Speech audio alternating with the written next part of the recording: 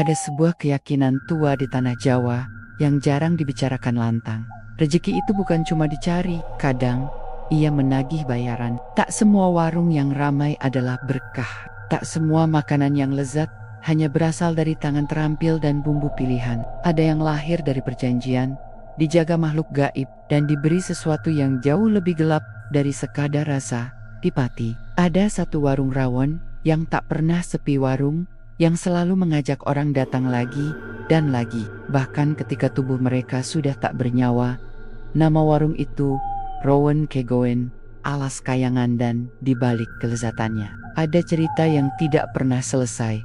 Malam itu, udara terasa aneh, tidak dingin, tidak panas. Saya akan berhenti di antara keduanya. Bagas menarik napas panjang, berdiri tepat di depan pintu warung yang kini menjadi miliknya. Papan kayu tua tergantung miring. Tulisannya mulai mengelupas tapi tetap jelas terbaca, Rawon Kegoen, WARIECAN, Sastro Bagas.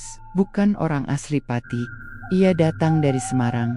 Setelah hidupnya jatuh, berantakan, usaha bangkrut, pacar pergi, dan dia hampir kehilangan arah. Hingga suatu hari, ia menerima pesan dari orang tak dikenal. Datanglah ke Pati.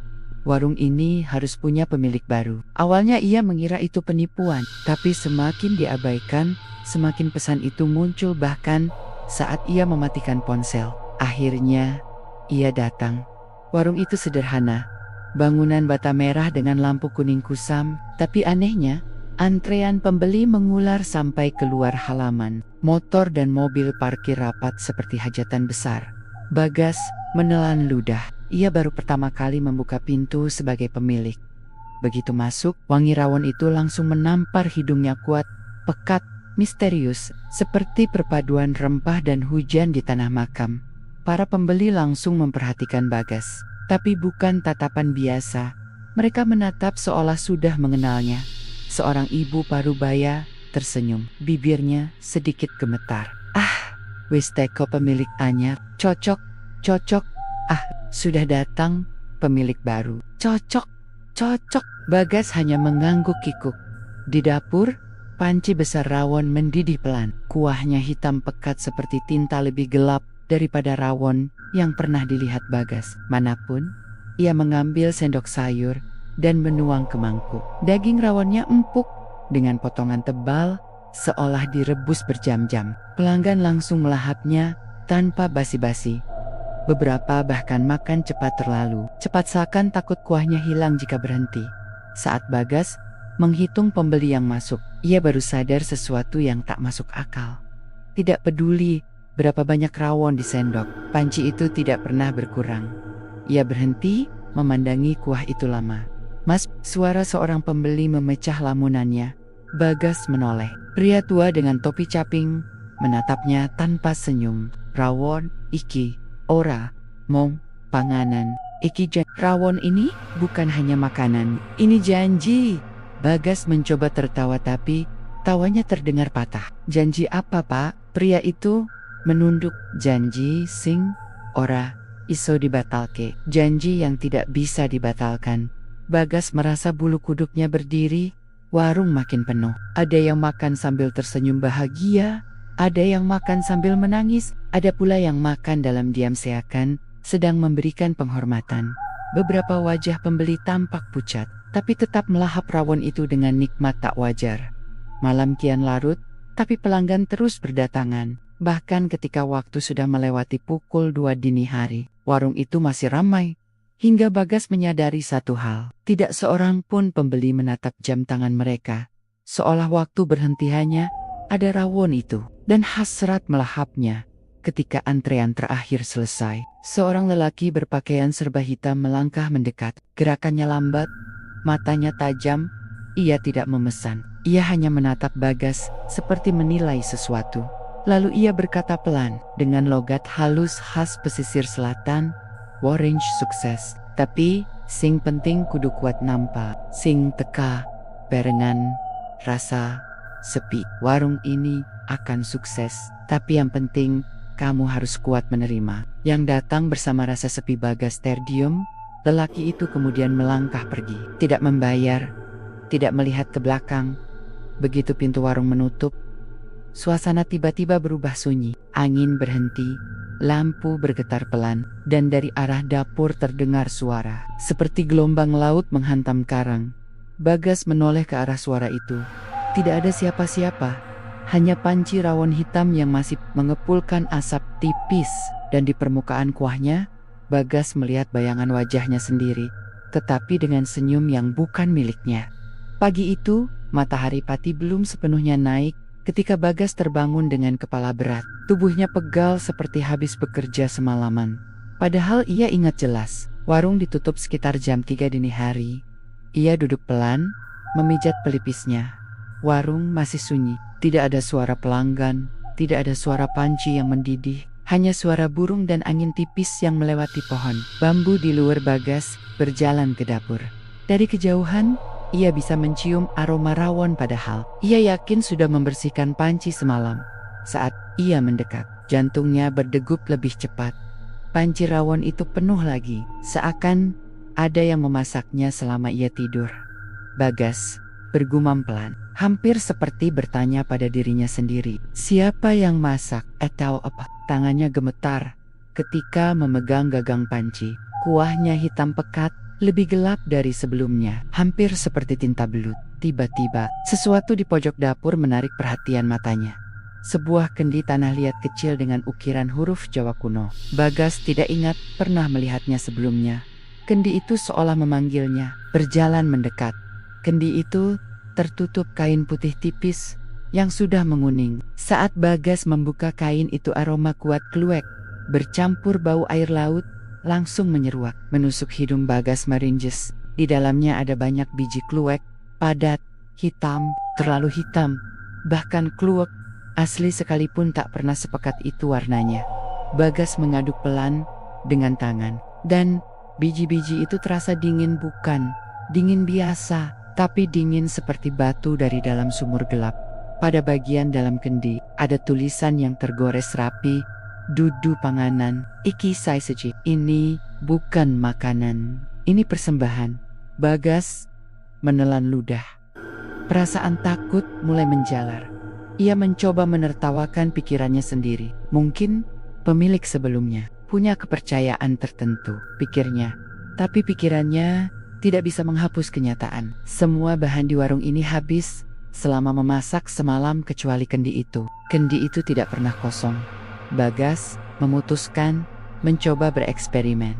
Ia ingin membuktikan apakah benar rawon ini hanya kebetulan lezat atau ada hal yang tak masuk akal di baliknya. Ia mengambil satu biji kluwek dari kendi. Aneh, semakin lama ia memegangnya, kluwek itu terasa berdenyut seperti jantung yang berdetak. Ia buru-buru memasukkannya kembali ke kendi. Ini pasti cuma sugesti, ia bergumam. Meski suaranya sendiri terdengar ragu, Bagas kemudian membuka lemari dapur lain dan mengambil bahan kluwek biasa yang ia beli sendiri kemarin. Ia memasak rawon baru di panci kecil, menggunakan resep standar tanpa kendi misterius itu. Setelah matang, aroma rawon yang ia masak terasa biasa, tidak ada wangi khas yang membuat orang terpikat seperti semalam. Bagas mencicipi kuahnya.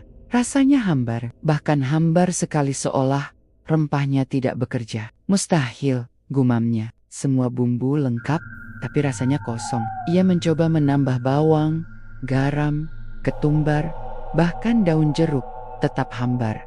Akhirnya, ia menatap kendi itu lagi. Seakan benda itu menunggu. Dengan ragu, Bagas mengambil satu kluwek dari kendi dan memasukkannya ke dalam panci percobaannya. Begitu kluwek itu menyentuh kuah, sesuatu terjadi. Air dalam panci bergolak, bukan seperti mendidih, tapi seperti ada sesuatu yang bergerak di dalamnya. Aroma rawon yang sangat kuat tiba-tiba memenuhi dapur. Bagas mundur satu langkah. Kuah rawon berubah cepat warnanya, menghitam pekat, lebih pekat dari tinta dan lebih cepat dari proses memasak seharusnya. Sendok kayu yang ia pegang bergetar. Ia mencicipi lagi, dan rasanya persis sama dengan rawon warisan itu. Nikmat, dalam, menggugah, dan di balik kenikmatan itu ada rasa aneh, seperti rasa air laut bercampur kesedihan. Pintu warung tiba-tiba digedor dari luar. Duk-dag, Bagas terlonjak kaget. Ia melihat jam dinding, jam 06,03 pagi. Siapa yang datang sepagi ini? Dengan napas berat, ia membuka pintu. Di depan warung, sudah ada puluhan orang mengantre. Mereka berdiri diam, wajah pucat, mata cekung dan semuanya menatap Bagas dengan ekspresi lapar. Bukan lapar biasa, tapi seperti kehausan akan sesuatu yang hanya rawan itu bisa beri. Seorang pembeli perempuan maju selangkah. Rambutnya kusut seperti belum tidur. Dengan suara serak, ia bertanya, "Orange buka? Ta, kawes, kalemner, train. Warungnya buka, kan? Kamu sudah terima." Sirt, Bagas tidak sempat menjawab. Karena dari arah dapur, kendi itu tiba-tiba mengeluarkan suara pelan, seperti ombak laut, dan Bagas tahu warung itu tidak menunggu dirinya memutuskan. Warung itu sudah memilihnya. Setelah kejadian pagi itu, hari-hari Bagas berubah. Ia tidak lagi hidup seperti manusia biasa yang bekerja karena pilihan. Ia bekerja karena sesuatu yang tidak terlihat membimbing tangannya dan pikirannya. Ia mulai hafal ritme warung tanpa belajar. Ia tahu kapan harus rebus daging, kapan harus masukkan bumbu, kapan kendi itu harus disentuh semua, seolah sudah tertanam dalam ingatannya sejak lama. Namun sejak warung itu ramai tanpa henti, ada hal lain yang ikut datang. Mimpi-mimpi yang aneh. Malam berikutnya, setelah pelanggan terakhir pulang, Bagas tidur di balai bambu belakang warung. Lampu dapur dibiarkan menyala, karena gelap membuatnya gelisah. Tapi meski lampu menyala, tidur Bagas terasa gelap. Ia bermimpi berada di tepi pantai. Angin dingin menerpa tubuhnya, dan di kejauhan terdengar suara gelombang menghantam keras, seperti ribuan drum. Bulan terlihat rendah, seakan menggantung di atas permukaan air, memantulkan cahaya kehijauan yang tidak normal. Bagas berjalan tanpa sadar, pasir yang ia injak basah, namun dinginnya seperti mayat. Di dekat air, ada sosok perempuan berdiri membelakanginya. Rambutnya panjang terurai, gaunnya berwarna hijau zamrud, berkibar tertiup angin. Ia ingin berhenti tapi kakinya terus melangkah. Seperti ada tali yang menarik, sosok perempuan itu perlahan menoleh. Matanya bukan mata manusia, hijau, dalam, dan memantulkan cahaya laut. Ia tersenyum-senyum yang indah, namun menakutkan. "Wis teka waktumu, Bagas, sudah tiba waktumu, Bagas." Bagas ingin bertanya, tetapi saat mulutnya terbuka yang keluar hanya suara ombak, perempuan itu memanggilnya lagi, pelan namun tegas. "Warungmu wis lebu perjanjian. Kau mengneres. Warungmu sudah masuk perjanjian." Kau hanya melanjutkan. Bagas memaksa bergerak mundur, tetapi tubuhnya terkunci. Perempuan itu melangkah mendekat. Semakin dekat, semakin jelas wajahnya. Cantik dan anggun tapi kulitnya pucat, seperti orang tenggelam lama. Tiba-tiba, ia menyentuh dada Bagas dengan ujung jarinya. Bagas merasakan hawa dingin menyusup ke tubuhnya, menjalar sampai tulang. Sing dur mesti duwe tebusan. Yang mendapat rezeki harus memberi tebusan.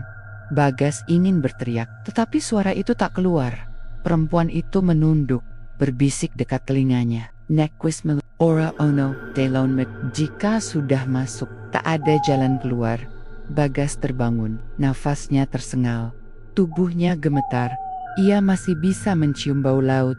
Ketika ia bangun sepenuhnya, matanya melebar. Ia tidak berada di balai warung. Ia berdiri di tepi pantai selatan, benar-benar di dunia nyata. Pasir basah menempel di kakinya. Angin dingin menerpa wajahnya. Ombak di depannya lebih besar dari pantai normal. Bagas memegang kepala. Bagaimana aku bisa sampai sini? Ia mencoba mengingat tapi seperti ada kabut tebal menutupi ingatannya. Ia memandang sekeliling. Tidak ada manusia lain. Hanya hamparan laut luas dan suara gelombang tak henti. Bulan masih menggantung rendah persis seperti dalam mimpinya. Tiba-tiba, dari arah pasir jauh di kiri, Bagas melihat seseorang berdiri. Sosok laki-laki kurus dengan baju lusuh dan kepala sedikit menunduk. Bagas menunda napas. Ia mengenal wajah itu. Itu adalah Sastro, pemilik lama warung. Tapi wajah Sastro terlihat lebih pucat. Matanya kosong seperti boneka. Bagas menggigil. "Pak Sastro!" Suaranya bergetar. Sastro tidak menjawab. Ia hanya menunjuk satu arah, ke laut. Lalu tanpa suara, ia berjalan perlahan ke dalam air. Seperti orang yang sudah terbiasa menenggelamkan diri, Bagas ingin mengejarnya tapi tubuhnya tak bisa bergerak.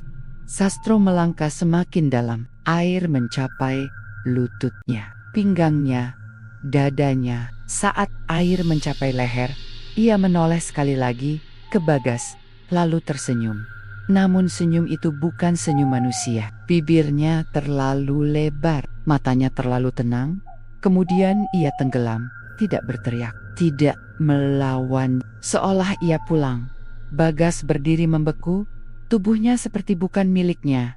Tiba-tiba, suara perempuan itu muncul lagi, entah dari mana. Kau bakal melut, nalika waktumu teka, kau juga akan ikut. Saat waktumu tiba, ombak besar menghantam pantai. Bagas menutup mata refleks, dan ketika ia membukanya, ia sudah kembali di warung. Masih mengenakan pakaian yang sama, masih bau laut. Kendi kluwek di dapur terbuka sedikit, seolah seseorang baru saja menggunakannya. Dari dalam kendi, samar-samar terdengar suara debur laut, dan Bagas akhirnya mengerti. Mimpi itu bukan mimpi, itu panggilan. Dan ia sudah menjawabnya meski tidak pernah berniat. Sejak malam Bagas terbangun di pantai selatan, hidupnya tidak lagi terasa milik sendiri. Badannya bekerja, tangan memasak, mulut melayani pelanggan, tapi pikirannya seperti terus ditarik oleh sesuatu dari luar dirinya. Warung itu semakin ramai. Setiap hari antrean makin memanjang. Bahkan ada yang datang dari kota lain setelah mendengar kabar tentang rawon hitam yang rasanya beda dunia. Orang-orang makan dengan cara aneh, pelan tapi obsesif, menikmati tiap tetes kuah, seakan menahan sesuatu agar tidak terlepas. Namun di balik keramaian itu, Bagas merasa semakin kesepian. Semakin sukses warungnya, semakin besar bayangan gelap yang menempel di hatinya. Pada suatu siang, saat pelanggan mulai berkurang, seorang wanita tua datang ke warung. Ia datang tanpa antre, tanpa bicara, dan tanpa tersenyum. Kerudung hitam menutupi hampir seluruh wajahnya. Tapi sorot matanya kuat seperti orang yang tahu banyak. Ia duduk di kursi paling pojok.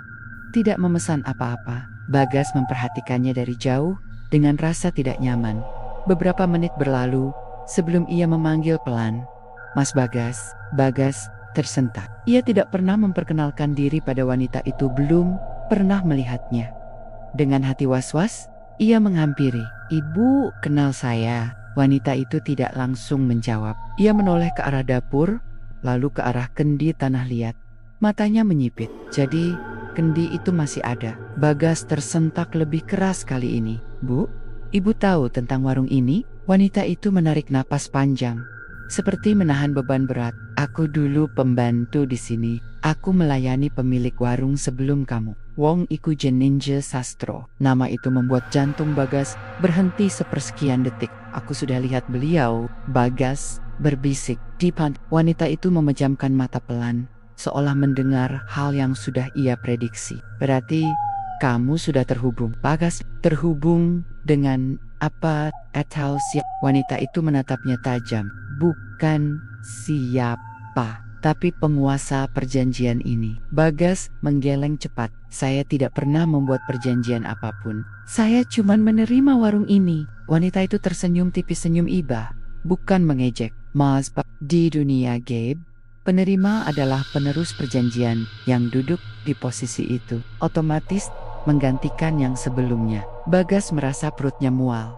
Wanita itu melanjutkan, "Sastro dulu juga tidak tahu. Dia hanya berpikir warung ini rezeki. Tapi setelah ramai, tanda-tanda itu mulai muncul." "Bagas, tanda-tanda apa?" Wanita itu mulai menghitung dengan jari, bermimpi tentang pantai, mendengar suara ombak meski jauh dari laut, rawon yang tidak pernah habis, dan pelanggan yang tidak makan sebagai manusia. Bagas menelan ludah keras-keras. "Tunggu, pelanggan yang terakhir itu?"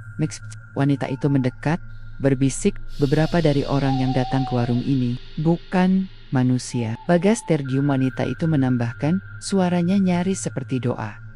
"Mereka datang bukan untuk makan, tapi untuk mengawasi. Ruangan seakan langsung menjadi dingin.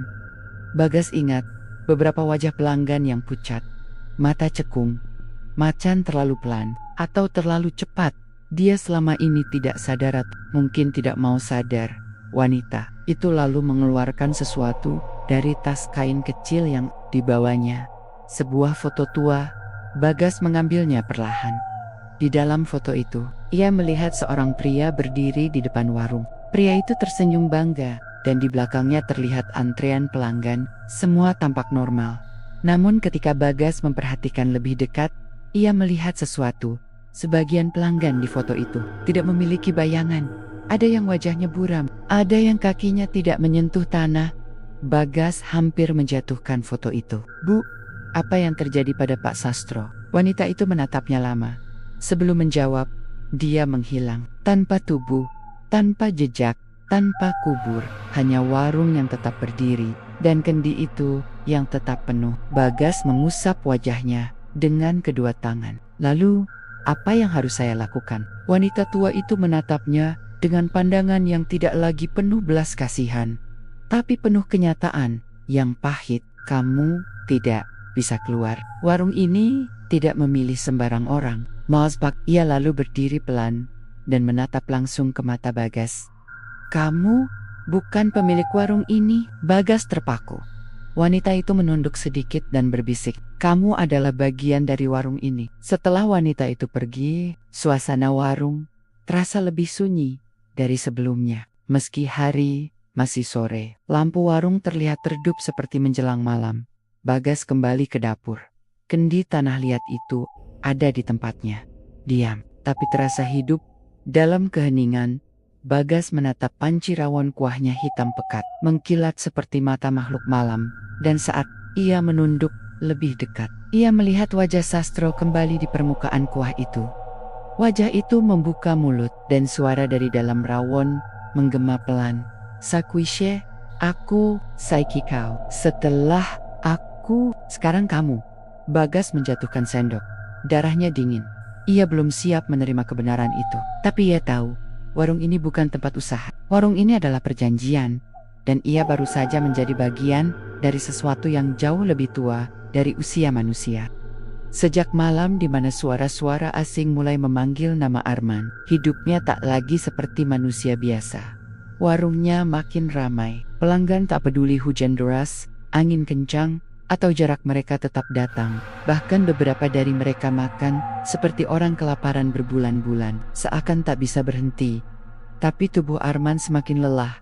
Dan yang paling aneh, setiap dia membuka warung pagi-pagi, ada piring yang kosong dengan sisa darah kering di sudut dapur. Piring yang sama yang dulu ia bersihkan setelah memberi sesaji di malam perjumpaan pertamanya dengan sosok di sungai. Ingat jelas Mbah Ranu pernah berkata, "Pesugihan bukan soal diberi, tapi soal apakah kau sanggup membayar apa yang diminta." Dan bayaran itu mulai tampak. Malam itu, semua dimulai lagi sekitar jam 1:47. Arman terbangun lagi karena suara itu. Ayam, waktu ia membuka mata dengan napas terengah. Kamar gelap, tapi jendela kamarnya terbuka. Padahal ia yakin sudah menguncinya rapat. Dari luar, terdengar suara langkah kaki pelan, lambat, menyeret sesuatu. Arman bangkit perlahan. Jantung berdegup keras dan perlahan mendekati jendela. Hening, bau tanah basah, amis, dan lumpur memenuhi udara.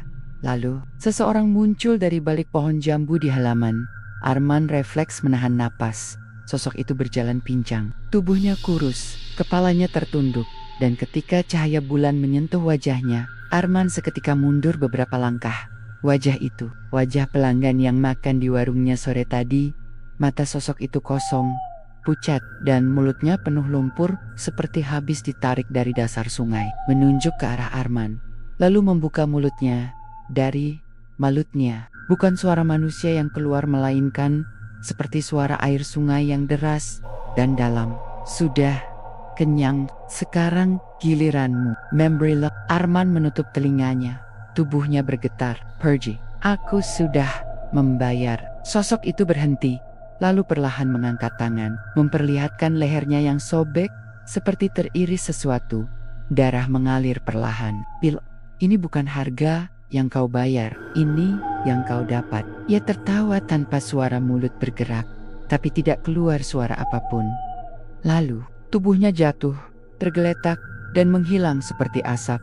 Di tanah, hanya tersisa lumpur basah dan bau amis yang menusuk hidung. Pagi harinya, kabar buruk itu datang. Arman mencoba menyangkal kejadian semalam. Halusinasi, kelelahan, stres, begitu ia membatin. Tapi semuanya runtuh ketika ada berita di warungnya. Seorang pelanggan yang kemarin makan baksonya ditemukan tenggelam di sungai kecil dekat sawah. Di tempat yang sama ia bertemu makhluk itu. Namun yang membuatnya makin ketakutan adalah kalimat orang-orang yang berkumpul membicarakan commotion it. Aneh, dia ditemukan menghadap ke bawah, tapi wajahnya seperti ketakutan. Katanya mulutnya penuh tanah sungai, kayak dipaksa makan lumpur. Masa ia kecelakaan? Sungainya dangkal, cuma sebetis. Arman merasakan tubuhnya gemetar. Semuanya terlalu mirip dengan mimpi kenyataan malam sebelumnya. Dan ketika ia sedang melamun, seseorang yang terdengar asing duduk di bangku paling pojok warung. Pelanggan baru dengan suara rendah.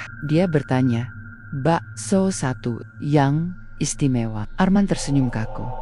Tapi saat ia menoleh, ia terpaku. Orang itu menatapnya tanpa berkedip. Dan iris matanya bukan seperti manusia. Warnanya kehitaman gelap, seperti air sungai pekat di tengah malam. Ia tersenyum perlahan. Sudah terasa, itu baru permulaan. Arman mundur beberapa langkah. Pisau sayur di tangannya nyaris terjatuh. Orang itu mendekatkan wajahnya ke meja, lalu berbisik pelan, tajam, dan dingin. Yang kenyang harus diganti. Kalau bukan dia, maka yang paling dekat denganmu. Arman menelan ludah. Dan begitu ia hendak bertanya siapa dia, orang itu menghilang. Tanpa pintu terbuka, tanpa langkah, tanpa suara, hanya menyisakan bekas lumpur basah di kursi tempat dia duduk, dan satu kalimat yang kini menggantung seperti kutukan di kepala Arman. Yang kenyang harus diganti. Arman, jika ia tidak memberikan tumbal, maka orang yang ia sayangi akan digantikan. Dan waktu untuk memilih semakin habis. Sejak hari kematian pelanggan itu, Arman tidak pernah benar-benar tidur.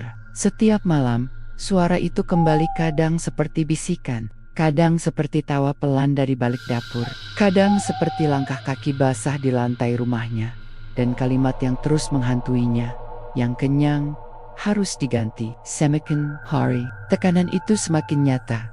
Warung Arman makin ramai, bukan hanya oleh pelanggan, tapi oleh tatapan-tatapan asing yang membuat bulu kuduknya meremang. Banyak orang yang makan dengan cara yang aneh perlahan, namun penuh kenikmatan yang tidak wajar, sampai wajah mereka seperti orang kerasukan. Tapi ada satu orang yang selalu datang, duduk diam di kursi paling ujung, tanpa pesan apapun, hanya menetap. Arman dengan sorot kosong.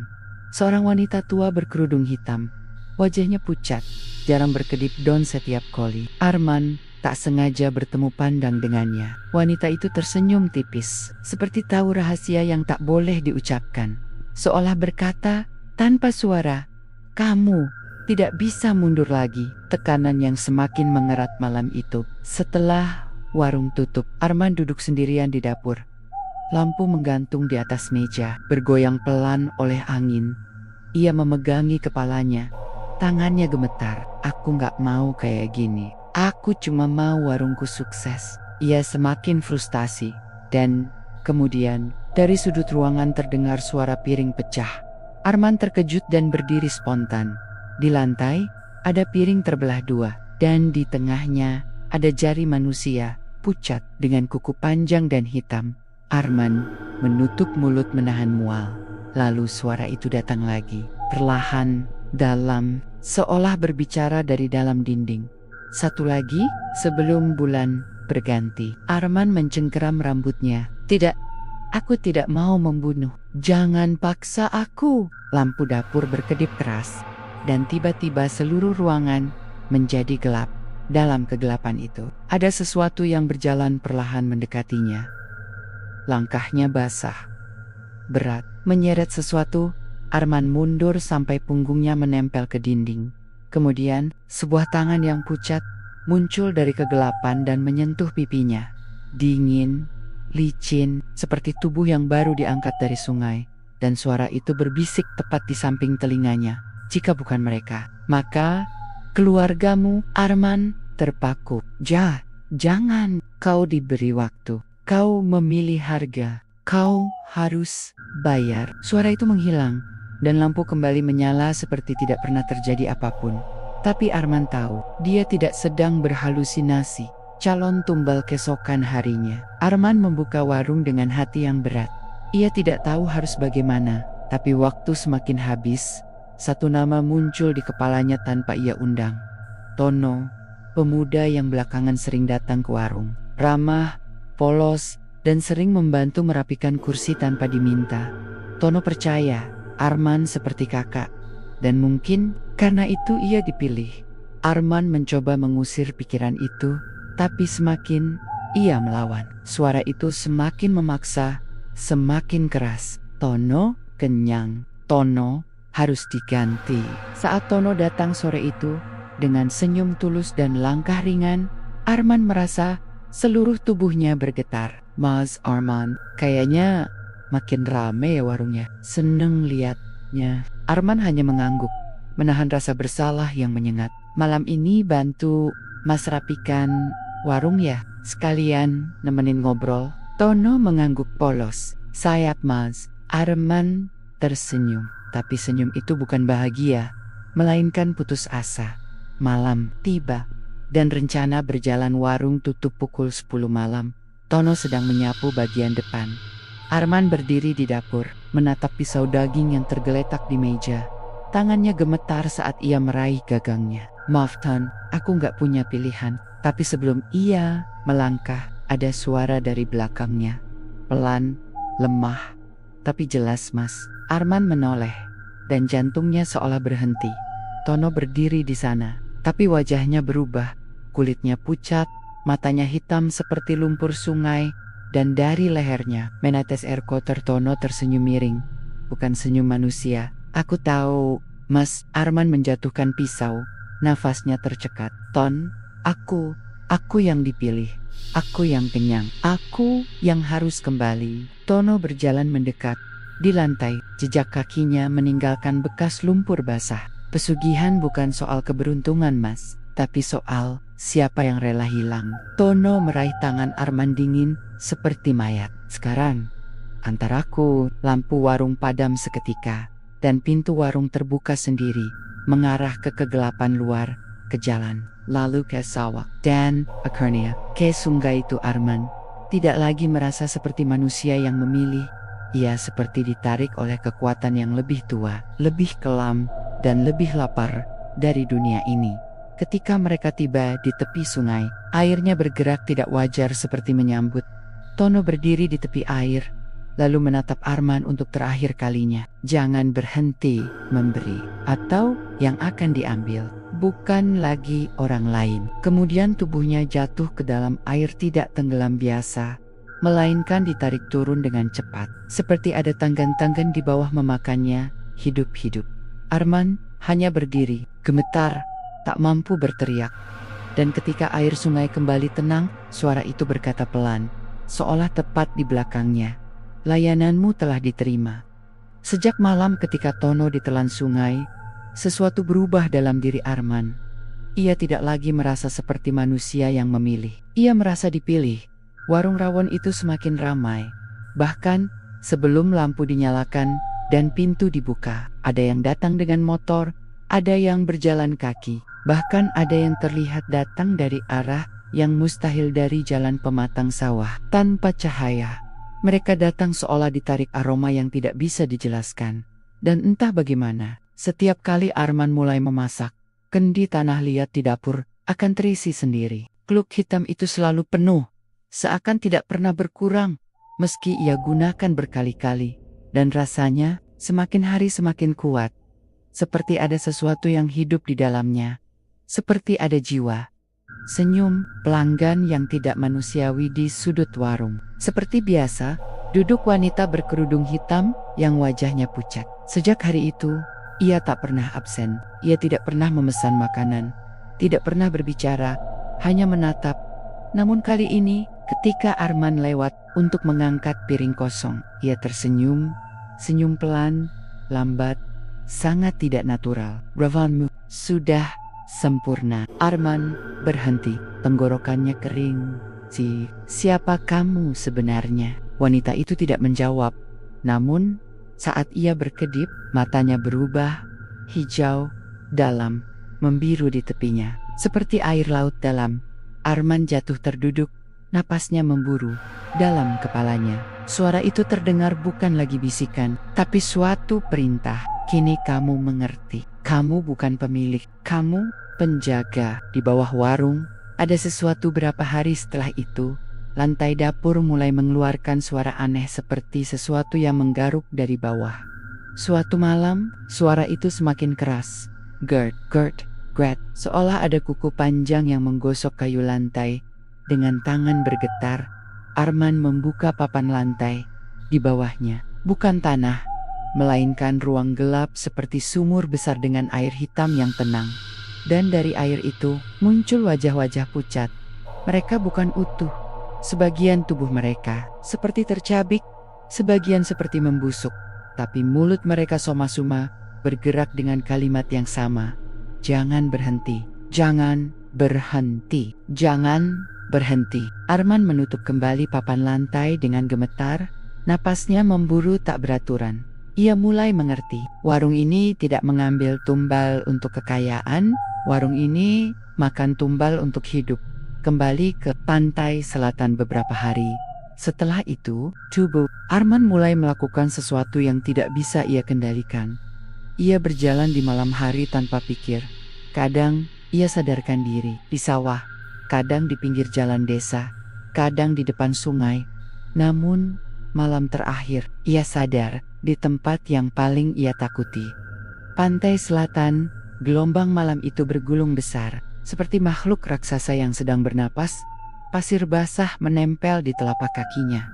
Bulan setengah tersembunyi di balik awan, dan di tengah suara angin, terdengar suara perempuan. Kamu sudah siap? Arman menoleh. Wanita berkerudung hitam, berdiri beberapa langkah darinya, namun penampilannya tidak sama lagi. Kerudungnya hilang, rambutnya panjang, bergelombang tertiup angin. Pakaiannya hijau basah, menempel di kulit pucatnya. Matanya mata laut, dalam, tak terukur. Ia bukan manusia. Arman tahu itu tanpa butuh penjelasan. Kakak, naik. Wanita itu tidak menjawab. Ia hanya melangkah mendekat dan menyentuh pipi Arman. Tangannya dingin. Tapi warung itu tidak pernah memilih sembarangan. Ia memilih yang kesepian, yang ingin dihargai, yang ingin dikenal. Air matanya jatuh tanpa ia sadari. Ia tersenyum pahit. Tapi aku tidak tahu kalau harus seperti ini. Wanita itu menatapnya dalam lalu berbisik, semua yang besar selalu dibayar. Angin berubah dingin. Suara laut semakin keras. Lalu, aku harus bagaimana? Suara Arman pecah. Wanita itu menatap laut sejenak, lalu kembali menatapnya. Tetap jaga warung itu. Rawonmu akan terus dicari. Namun ketika waktumu habis, warung itu akan memilih penjaga baru. Arman menelan ludah. Jadi aku tumble. Wanita itu tersenyum pelan. Senyum yang indah sekaligus mengerikan. Bukan tumbal. Kamu bagian dari warung itu. Dan sebelum Arman sempat bertanya lagi, ombak besar datang bukan untuk menyeretnya, tapi melewatinya seperti kabut. Setelah itu wanita itu menghilang. Pantai menjadi sunyi. Dan Arman berdiri sendirian, namun tidak benar-benar sendiri. Karena mulai saat itu ia bisa merasakan sesuatu di dalam dirinya. Sesuatu yang hidup, sesuatu yang lapar. Akhir, pemilik baru akan selalu ada. Beberapa bulan kemudian, warung rawon Kejawen Alas Kayangan semakin terkenal. Bahkan orang luar kota datang berdatangan. Setiap mangkuk rawon selalu habis tanpa sisa. Orang selalu kembali, selalu kecanduan. Di pojok dinding warung, kini ada foto Arman dengan frame kayu tua yang sama seperti foto sastro dulu. Di bawah fotonya tertulis, penjaga ke -7. Dan di meja paling ujung, seorang anak muda baru duduk. Dia memperhatikan Arman, memasak dengan kagum, senyumnya lebar, matanya penuh harapan. Ia akhirnya bicara, "Mas, rawonnya kok bisa seenak ini? Saya pengen belajar, boleh?" Arman hanya menatapnya, pelan, lama, dan kemudian tersenyum-senyum yang sama, seperti pemilik sebelumnya. "Sabar ya, nanti waktunya akan datang." Lalu, suara bisikan lama itu muncul lagi, pelan, dalam, dari arah dapur. Warung tidak pernah mati, hanya pemiliknya yang diganti.